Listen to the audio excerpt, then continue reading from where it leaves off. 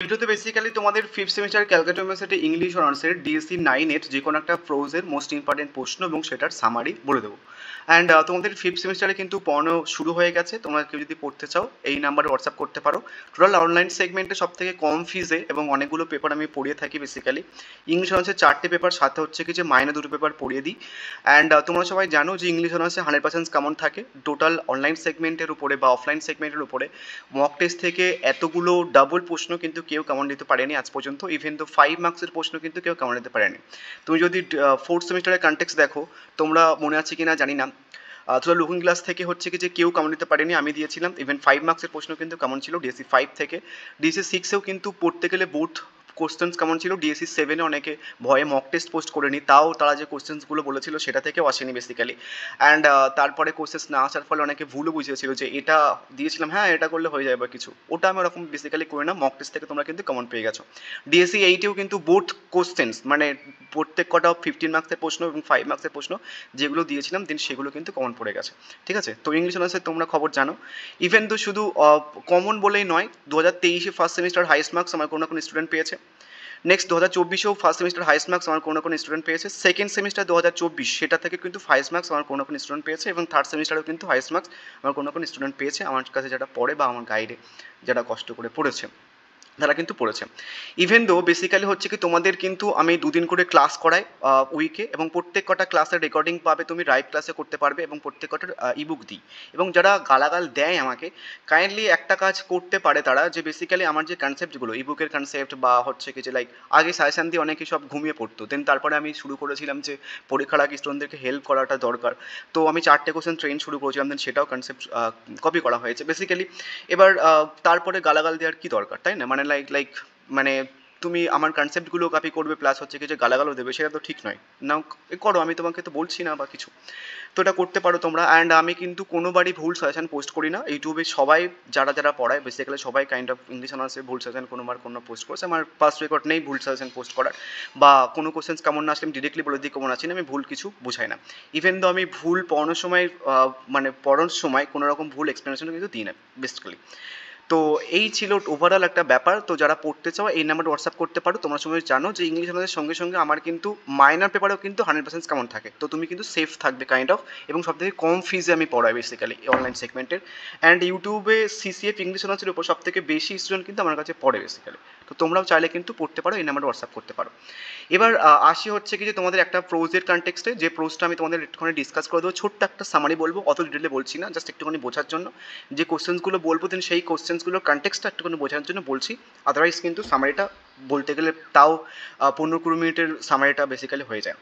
তো আমি basically Thomas হার্ডির the mayor of the Casterbridge এই প্রোজটার হচ্ছে কি ছোট্ট সামারি বলে দিচ্ছি তোমাদের। তোমরা জাস্ট গল্পের নাম থেকেই বুঝতে পারছো, উপন্যাসের নাম থেকে বুঝতে পারছো যে একটা মেয়রের গল্প, এবং সেই মেয়রটা হচ্ছে কোথাকার, কাস্টার ব্রিজে। ঠিক আছে, অনেকে ক্যাস্টার ব্রিজ অনেকে কাস্টার ব্রিজ বলে। তো ক্যাস্টার ব্রিজ বা কাস্টার ব্রিজ যা হোক, তো মেয়রটা হচ্ছে ক্যাস্টার ব্রিজের। এবার মেয়রটাকে এই যে হচ্ছে কি যে মাইকেল হেনচার্ড বলে একজন ব্যক্তি।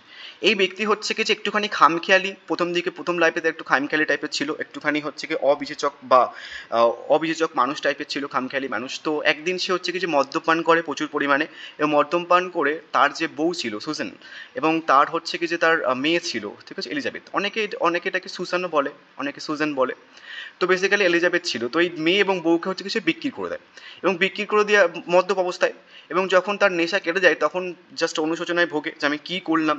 দেন এর ফলে সে একটা প্রতিজ্ঞা নেয় যে লাস্ট 21 ইয়ার্স বা 20 ইয়ার্স, এই 20-21 বছর সে হচ্ছে কি যে মদ্যপান করবে না।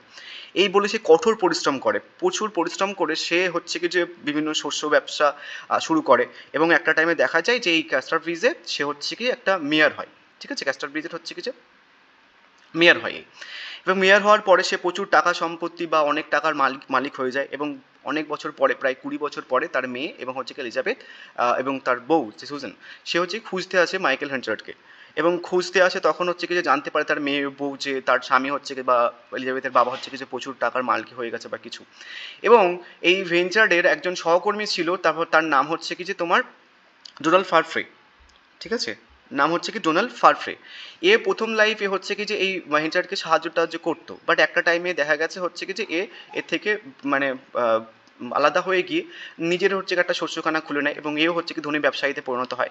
দেন একটা টাইমে দেখা যায় যে এই দুজনের মধ্যে ঝামেলার ফলে মোটামুটি হচ্ছে কি এর ব্যবসা পুরো লাটে উঠে যায়।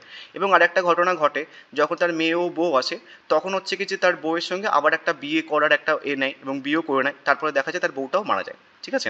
এবং বউ মারা যাচ্ছে, দেন তারপরে তার ব্যবসাও একটার দিকে লাটে চলে যাচ্ছে। দেন তারপরে হচ্ছে কি যে দেখা যায় যে হচ্ছে কি যে এই তার মেয়ে হচ্ছে কি যে তার বাবার ব্যাপারে জানতে পারে এবং তার বাবা যদিও এলিজাবেথকে বলে দেয় যে তাদের সঙ্গে কী হয়েছিল না হয়েছিল, বাট যে মেন যে সত্যটা তাদেরকে মদ্য অবস্থায় বিক্রি করে দেয় সেটা হচ্ছে কি এলিজাবেথ জানতে পারে। তো তারপরে হচ্ছে তার মেয়েও বিমুখ হয়ে যায়। তো লাস্টে দেখা যায় যে মাইকেল হেনজার এ হচ্ছে কি যে তোমার কি হয় একাকী হয়ে যায় এবং তারপরে একাকী জীবন যেমন করতে করতে নিঃসঙ্গ অবস্থা সে মারা যায়।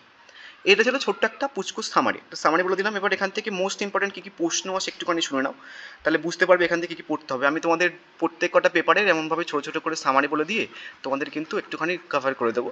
বাট ডিটেলে পড়লে কি তোমরা একটুখানি ভালো করে বুঝতে পারবে, 5 মার্কসের জন্য একটুখানি হেল্প পাবে তোমরা। এখান থেকে কেমন ধরনের প্রশ্ন হয় এই বছরের জন্য, ফার্স্ট যে ইম্পর্টেন্ট প্রশ্ন সেটা হচ্ছে একটা প্রশ্ন বা কনসেপ্ট দেয়, role of chance and coincidence বলে একটা রোল মানে টপিক আছে।